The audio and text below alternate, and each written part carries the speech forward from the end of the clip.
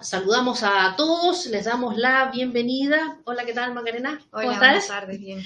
Muy bien, muy bien. Aquí estamos, está medio raro. Afuera hace frío, calor, ¿cierto? Sí, todavía no se pone de acuerdo el clima todavía. Otoño parece, otoño, llegó el otoño. Bien, Macarena, en este webinar decíamos que vamos a tener, como siempre, la compañía de Círculo Verde. Macarena, abogada egresada de la Universidad Adolfo Ibáñez, ¿cierto? Convención en Derecho Penal. Este título concedido por la excelentísima Corte Suprema y especialista en Derecho Corporativo. Mucho tiempo trabajando en Círculo Verde también, ¿cierto? Sí, varios años ya. Bien. Hoy tenemos a Macarena que nos va a contar sobre las medidas para el combate a la informalidad, evasión y elusión, ¿cierto? ¿Cómo afectan estas nuevas medidas tributarias a tu empresa? Eso lo vamos a descubrir el día de hoy. ¿Qué tal? Muy buenas tardes. Recuerden que las preguntas por la sección de preguntas, los comentarios por el chat para que sea ordenadito y así contestemos, dijo la patúa. Macarena va a poder contestar todas sus preguntas, ¿sí? Vamos a ceder entonces el mando a Macarena para que pueda dar su charla y así vamos a poder comenzar. Buenas tardes, gracias a todos por acompañarnos hoy día. A continuación voy a presentar respecto a la ley 21.713. Como breve introducción les cuento que esta ley introduce reformas al Código Tributario, dicta normas para asegurar el cumplimiento de las obligaciones tributarias dentro del Pacto por el Crecimiento Económico, el Progreso Social y la responsabilidad fiscal. Esta ley fue promulgada con el objetivo de establecer normas que aseguren el cumplimiento de las obligaciones tributarias y en especial en lo que respecta a la correcta declaración y pago de impuestos por parte de los contribuyentes. Esta ley tiene como fin mejorar la eficiencia del sistema tributario, promoviendo el cumplimiento voluntario de las obligaciones fiscales y sancionando a aquellos que no cumplan con sus responsabilidades tributarias. Esta ley tiene diversos pilares, entre ellos aborda temas contingentes a las grandes empresas y contribuyentes, al combate de la informalidad, la evasión y la elusión, crimen organizado y la modernización de la administración tributaria. Acá, en esta presentación, principalmente vamos a hablar de dos temas. El primero de ellos es el combate a la informalidad, la evasión y la elusión, y las herramientas que esta ley otorga al Servicio de Impuestos Internos para perseguir estas situaciones. La primera modificación que podemos encontrar en este tema es al artículo 60 quinquies del Código Tributario, en cuanto a la posibilidad de establecer la trazabilidad en bienes.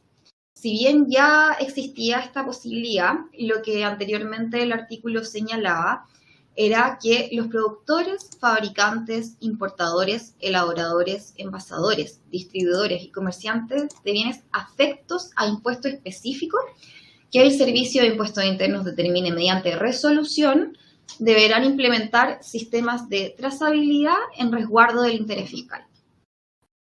Pues bien, se elimina la frase de bienes afectos a impuesto específico, lo que amplía esto y se extiende respecto de cualquier impuesto. Por ende, esto puede recaer sobre diversos productos en la medida que el servicio así lo disponga por resolución.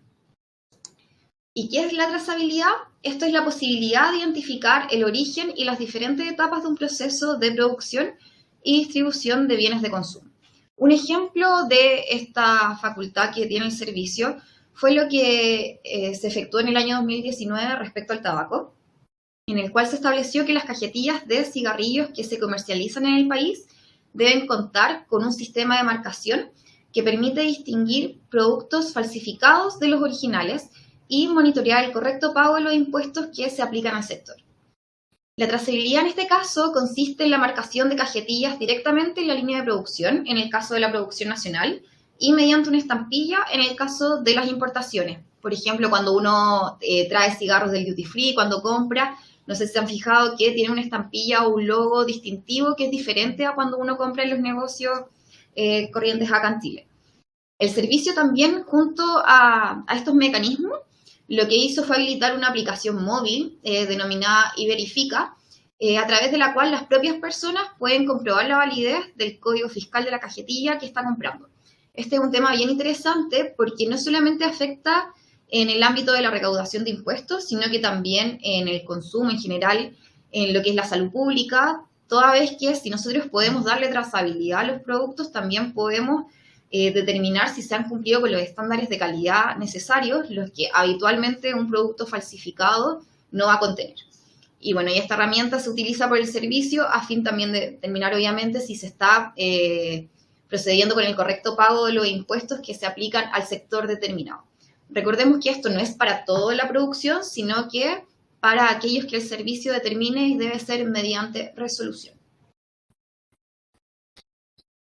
Siguiendo con las modificaciones introducidas por esta ley, encontramos un tema muy importante que es la tasación y la reorganización empresarial, que está regulado por el artículo 64 del Código Tributario.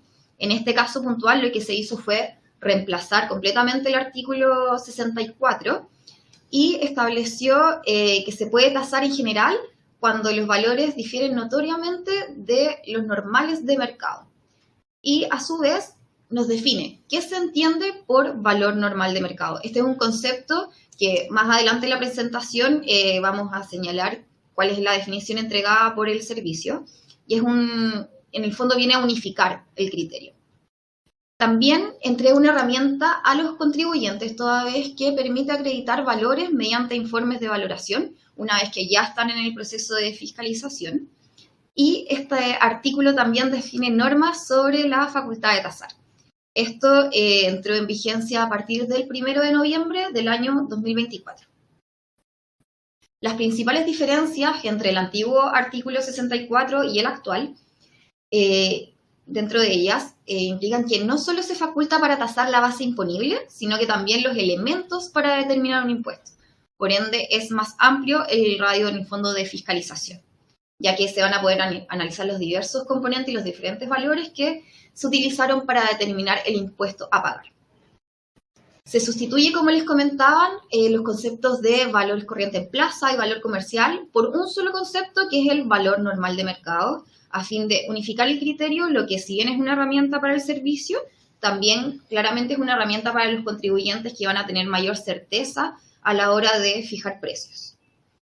Por otro lado, tratándose de fusiones, divisiones u otras reorganizaciones, no procederá a la facultad de tasación, pero siempre que se mantenga el costo tributario de los activos en la sociedad absorbente o nacientes de una fusión, en la o las sociedades que nacen con ocasión de la división o en las que recibe el aporte de uno o más activos y no se originen flujos efectivos de dinero para el aportante.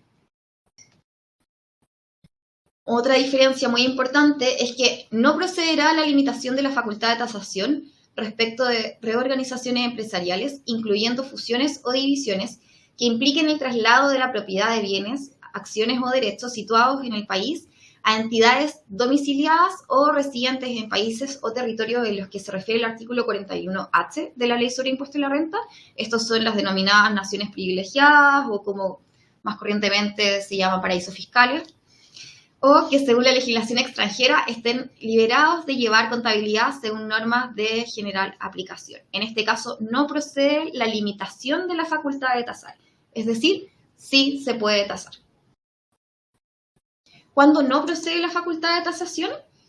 En general, respecto de fusiones y divisiones, sean nacionales o internacionales, y respecto de cualquier tipo de reorganizaciones empresariales, tales como la conversión del empresario individual o el aporte de activos de cualquier clase realizados por personas naturales o jurídicas asignados dentro del territorio nacional en la medida que dichas reorganizaciones obedezcan a una legítima razón de negocio.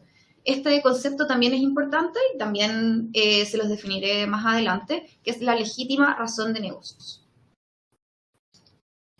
¿Cuáles son los requisitos para que no opere la facultad de tasar?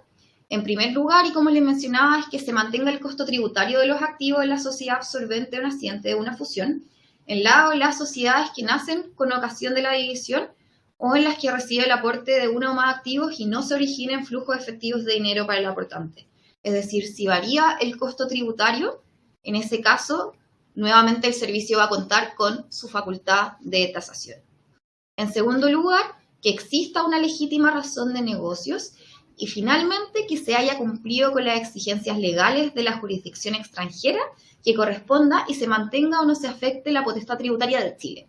Esto es cuando un posterior aporte o transferencia de los activos que hubieran sido asignados o aportados en el proceso de reorganización sean efectivamente susceptibles de ser grabados en Chile.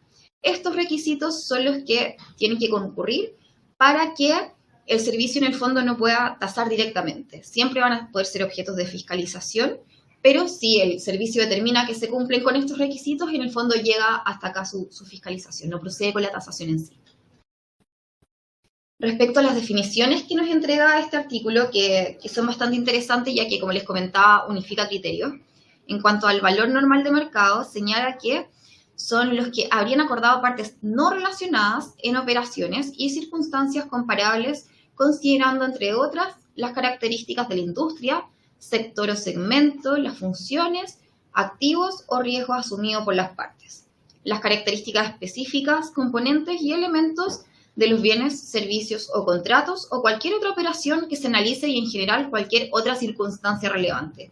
Acá es importante el tema de las partes no relacionadas, ya que en las operaciones que sí sean entrerelacionadas van a tener que tener mucho cuidado, ya que sí, bueno, el servicio históricamente ha tenido más ojos sobre estas operaciones, pero hoy en día más aún y van a tener que tener mayor cuidado de seguir el valor normal de mercado.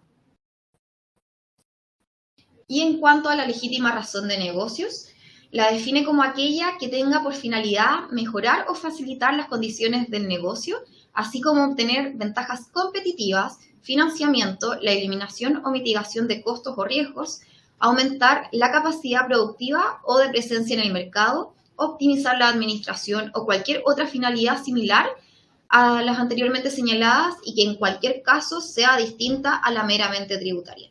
Es decir, no es una legítima razón de negocio la búsqueda de rebajar impuestos, evadirlo o eludirlo. Ahora, para darle algunos ejemplos respecto a cómo opera esta facultad, ya que dependiendo del bien también opera de formas distintas, les traigo algunos ejemplos.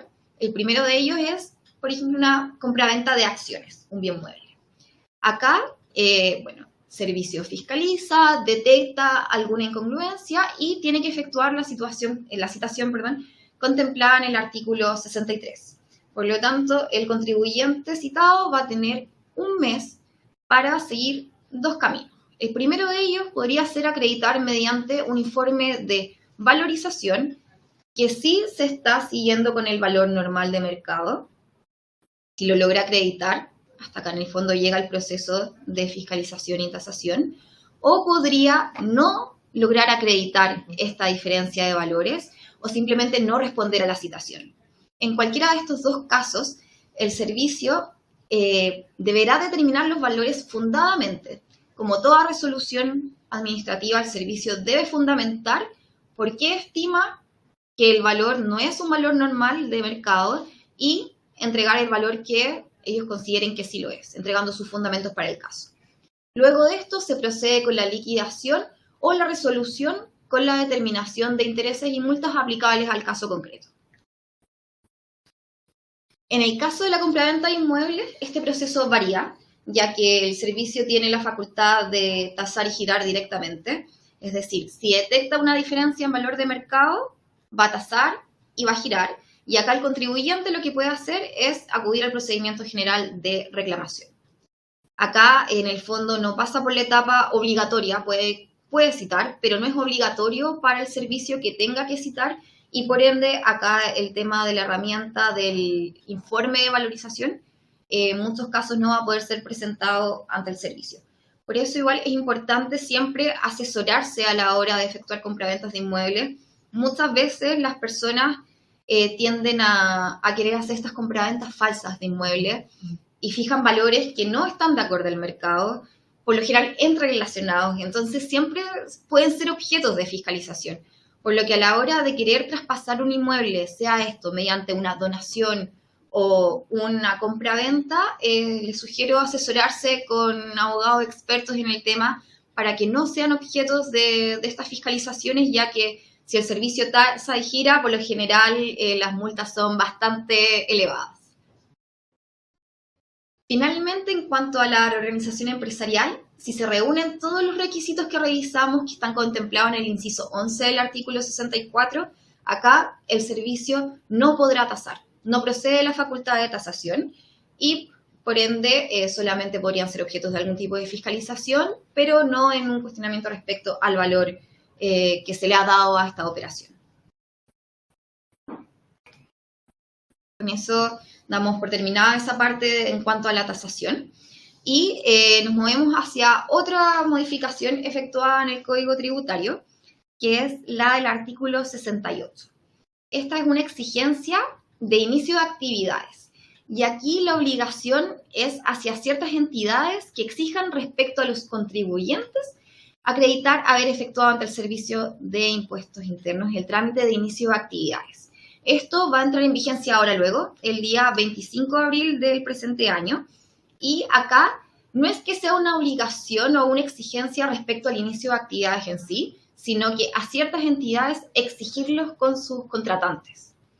Los llamados a esto, en primer lugar, son los órganos de administración del Estado, gobiernos regionales y municipalidades respecto de las personas que requieran de una autorización para desarrollar una actividad económica o que dicha autorización sea parte de los requisitos a cumplir para ser autorizado a desarrollar una actividad económica. El ejemplo más evidente y claro es el tema de las patentes comerciales, que si bien las municipalidades ya exigían el inicio de actividades, ahora está expresamente situado en la ley. Otro ente obligado a solicitar el inicio de actividades son los administradores, operadores o proveedores de medios de pago electrónico, respecto de quienes contraten sus servicios a efecto de desarrollar una actividad económica. Por ejemplo, en el caso de Transbank, que celebra un contrato con algún negocio o alguna empresa para utilizar sus máquinas para poder pagar con tarjeta de débito, crédito, pago electrónico en general.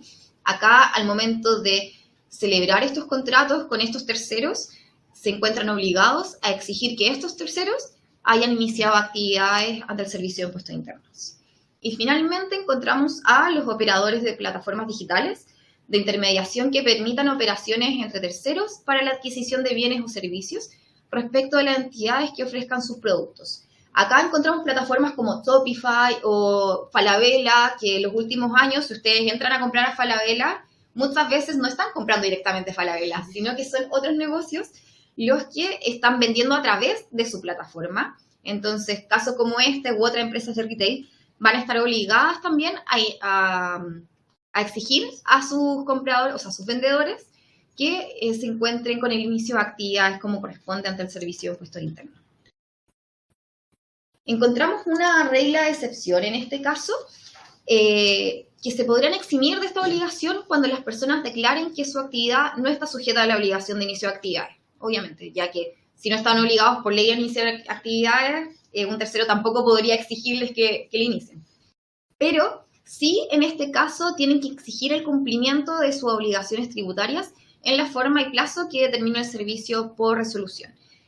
Actualmente el servicio todavía no se ha pronunciado respecto a estos plazos y formas, pero sí, por ejemplo, están obligados a exigir que se pague el IVA.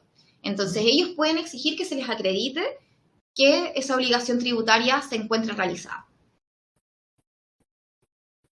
Una obligación similar es la que recae en los bancos, a los cuales, los bancos comerciales, los cuales deben exigir el inicio de actividades a las respectivas personas jurídicas o entidades empresariales que soliciten un crédito. Esto empieza a regir desde el 1 de julio del año 2025, se encuentra contemplado en el artículo 89 del Código Tributario, y la verdad es que los bancos ya venían exigiendo que en el fondo tengan iniciadas sus actividades, pero ahora también tendrán que informar al Servicio de Impuestos Internos si esto lo requiere. Entonces ellos deberán acreditar en primer lugar que exigieron el inicio de actividades de aquellos que soliciten el crédito y deberán traspasar esta información al servicio. Bueno, esto también acarrea ciertas multas para los bancos en casos de no cumplir con lo solicitado por el Servicio de Impuestos Internos, así que la verdad es que es una obligación que recae sobre ellos.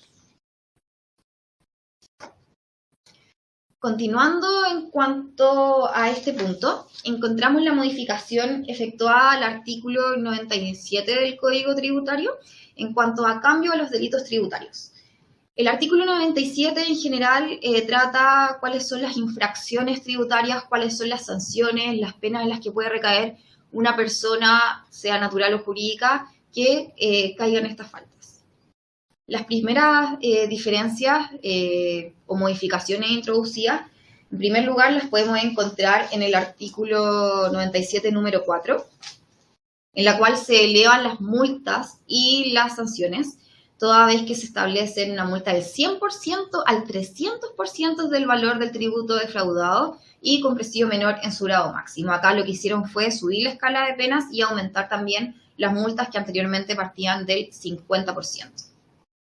En segundo lugar, se modificó el inciso que señala que el que maliciosamente confeccione, venda o facilite a cualquier título guías de despacho, facturas, notas de débito, notas de crédito o boletas falsas con o sin timbre del servicio, con el objeto de cometer o posibilitar la comisión de los delitos descritos en este número, serán sancionados con la pena de presidio menor en su grado medio máximo y con una multa de hasta 40 unidades tributarias anuales.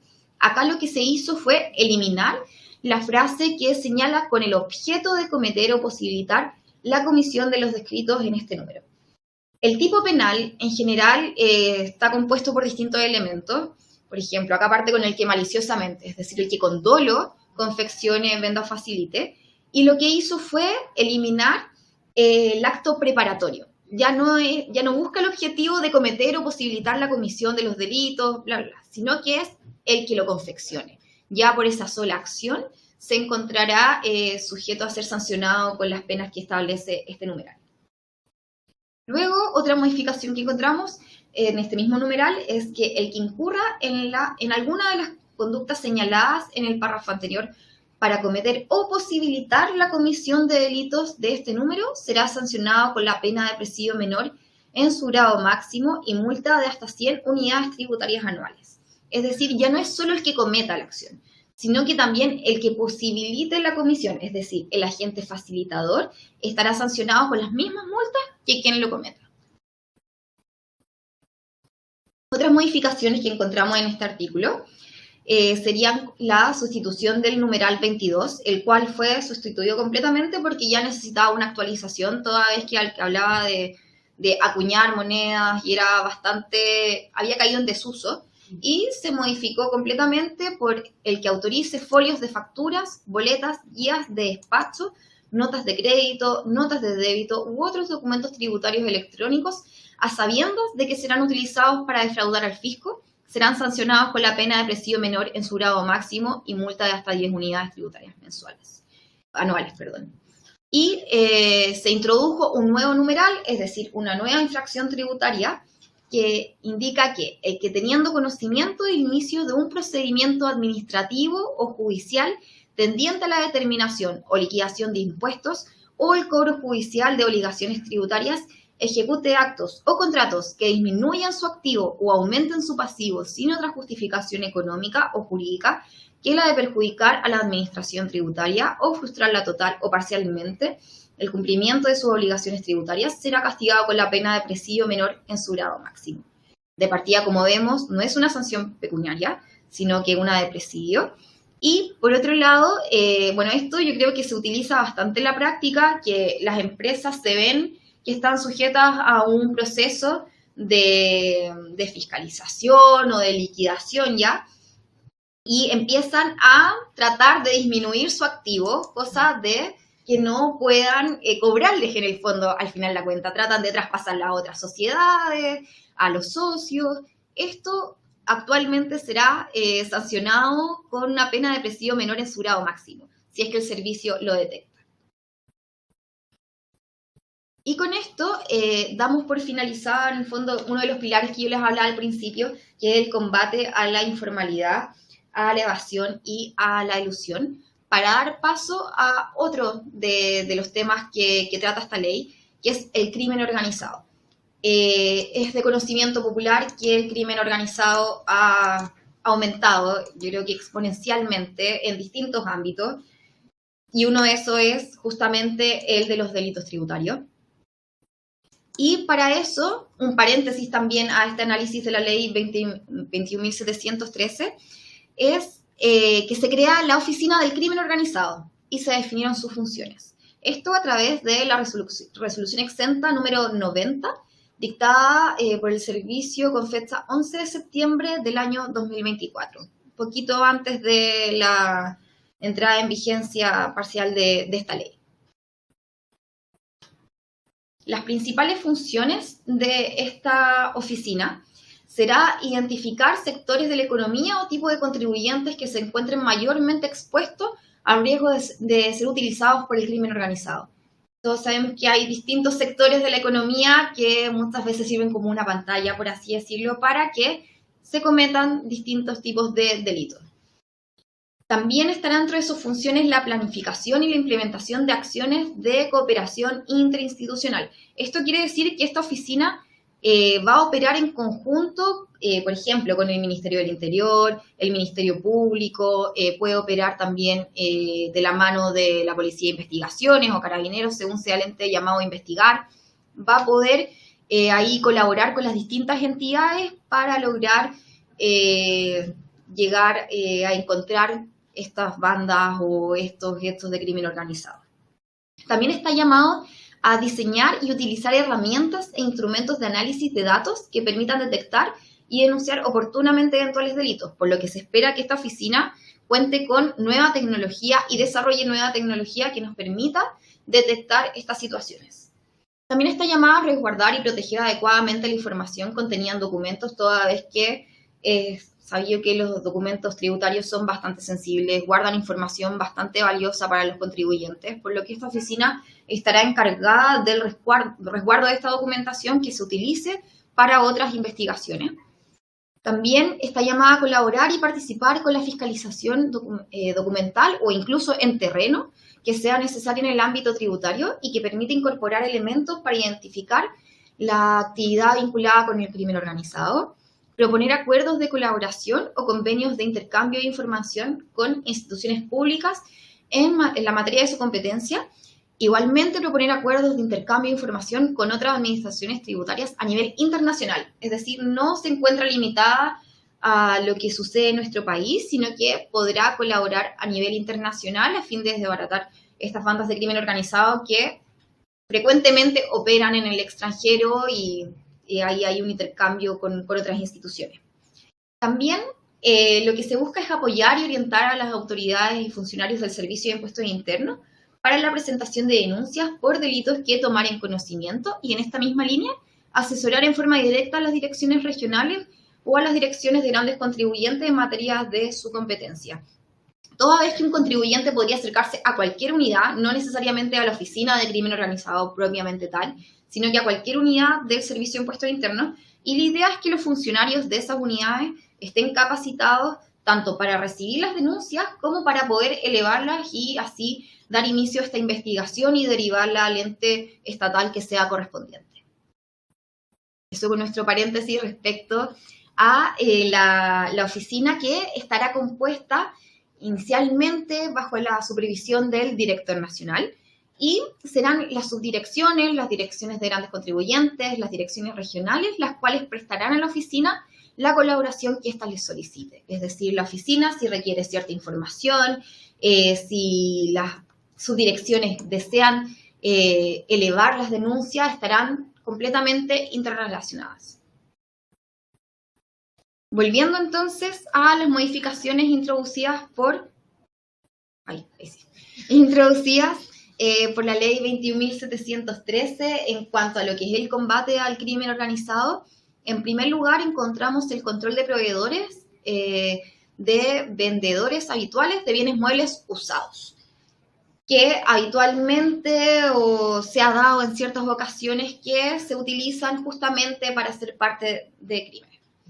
Con esto encontramos una modificación al artículo 88 bis del Código Tributario, el cual establece que los vendedores habituales de bienes muebles usados y otros casos análogos que el director determine mediante resolución deberán emitir un documento tributario que identifique a su proveedor los bienes adquiridos y su cantidad. En este caso, se encontrarán exentos de aquella obligación aquellos que emitan factura, toda vez que en la factura damos por hecho que están identificados el proveedor, los bienes adquiridos, los valores, la cantidad, etc. Y tampoco es que sean todos los proveedores de vendedores habituales, pero sí van a estar sujetos a que el director determine mediante resolución que emitan esta documentación. Nosotros, por este caso puntual, nos acercamos en una oportunidad al Servicio de Impuestos Internos a una de sus unidades a consultar si ya estaba definido cuáles son o qué características reúne este documento tributario. La verdad es que todavía no han iniciado este tipo de fiscalizaciones y por ende no les podemos entregar cuáles son las características, pero en su momento, si es que se determina que se debe usar esta facultad, será el servicio quien también determine qué requisitos debe reunir este documento para tener la característica de documento tributario y dar cumplimiento con lo señalado por el artículo 88 bis. Luego encontramos la introducción del artículo 92 ter, un nuevo artículo, el cual establece la trazabilidad de operaciones de compra y venta efectuadas en dinero en efectivo. Las operaciones de compra-venta que superen cierto límite, el cual no podrá ser inferior a las 50 unidades de fomento ni superior a 135 unidades de fomento o su equivalente de moneda extranjera, podrán efectuarse con cualquier medio de pago legalmente aceptable en la medida que se encuentren respaldadas en cualquier documento que registre la identidad del pagador. Esto entró en vigencia a partir del 1 de enero de este año. Y no quiere decir que las operaciones no puedan ser pagadas en efectivo, ya que el mismo artículo señala que se pueden efectuar a través de cualquier medio de pago legalmente aceptado, sino que aquellas operaciones que el límite ronda los 5 millones de pesos deben respaldarse en cualquier documento que se registre la identidad del pagador, ya que lo que se busca es tener identificado de dónde provienen los dineros, qué es lo que están comprando y así hacer una trazabilidad completa de las operaciones. También es clara la ley al establecer que no se va a poder fraccionar el precio. No van a poder ahí decir que están bajo los límites por efectuar los cobros en cuotas, sino que el precio va a ser uno solo y se tendrá que documentar de la forma establecida en el artículo 92. Finalmente, una figura interesante que si bien ya existía, pero acá se viene a reglamentar, es la del denunciante anónimo y el colaborador sustancial, lo cual está regulado en el artículo 104 y 115 del Código Tributario. Y acá se establecen mecanismos que promueven mediante la reducción de la pena la cooperación eficaz de los contribuyentes cuando conducen al esclarecimiento de hechos y los responsables suministrando datos precisos y sustanciales. En términos similares, se establece la figura del denunciante anónimo con los debidos resguardos a fin de evitar abusos. Esto entrará en vigencia ahora, el 25 de abril del presente año. ¿Qué es el denunciante anónimo? De acuerdo a lo establecido en el artículo 104, son las personas naturales que de manera voluntaria y en la forma que establezca el servicio mediante resolución colaboren con investigaciones de hechos constitutivos de delitos tributarios, aportando antecedentes sustanciales, precisos, veraces, comprobables y desconocidos para el servicio, para la detección, constatación o acreditación de estos, o de la participación del o de los responsables en dichos delitos. La característica de denunciante anónimo la va a dar el servicio a través de una resolución, el cual evalúa que se cumplan con todos estos requisitos y ellos determinan si efectivamente se trata de un denunciante anónimo.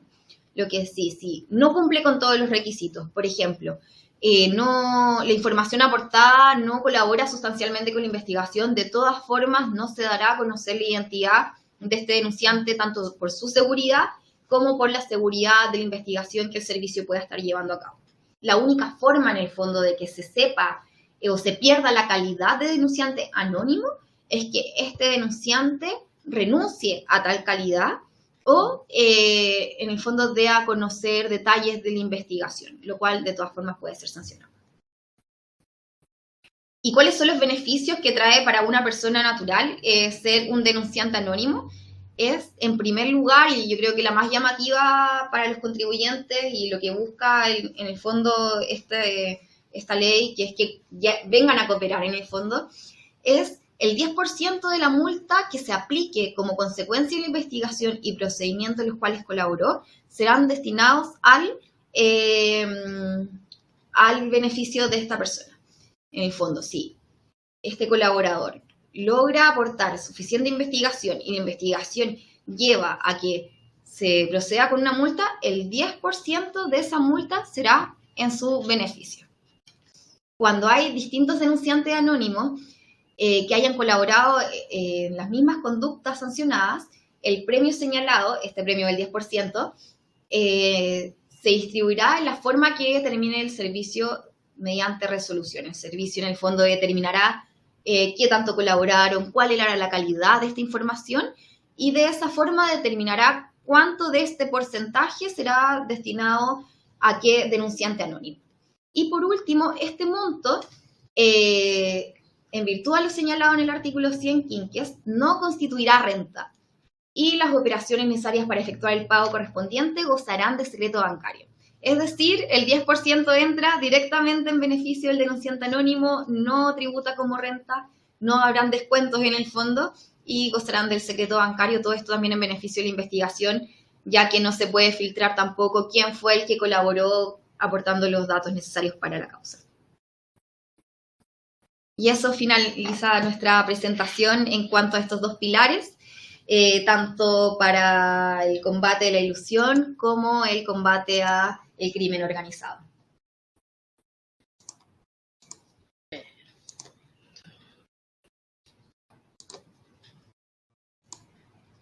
Me perdí. Ahí estoy.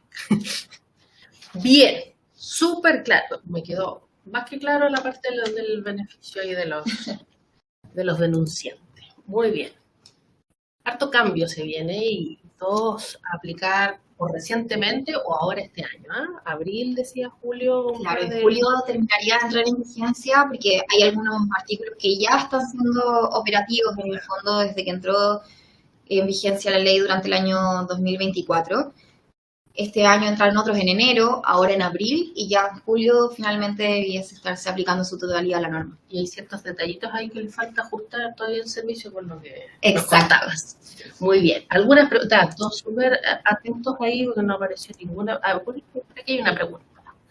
Pablo nos pregunta y dice, ¿cuándo entraba en vigencia lo del servicio impuesto interno con la tasación de los activos o es retroactivo? Esto entra en vigencia, voy a devolverme. No estás compartiendo, así que para que lo muestre mientras lo buscas.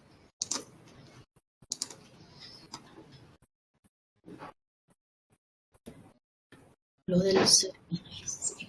Esto entra en vigencia, bueno, ya entró en vigencia, desde el 1 de noviembre del año 2024.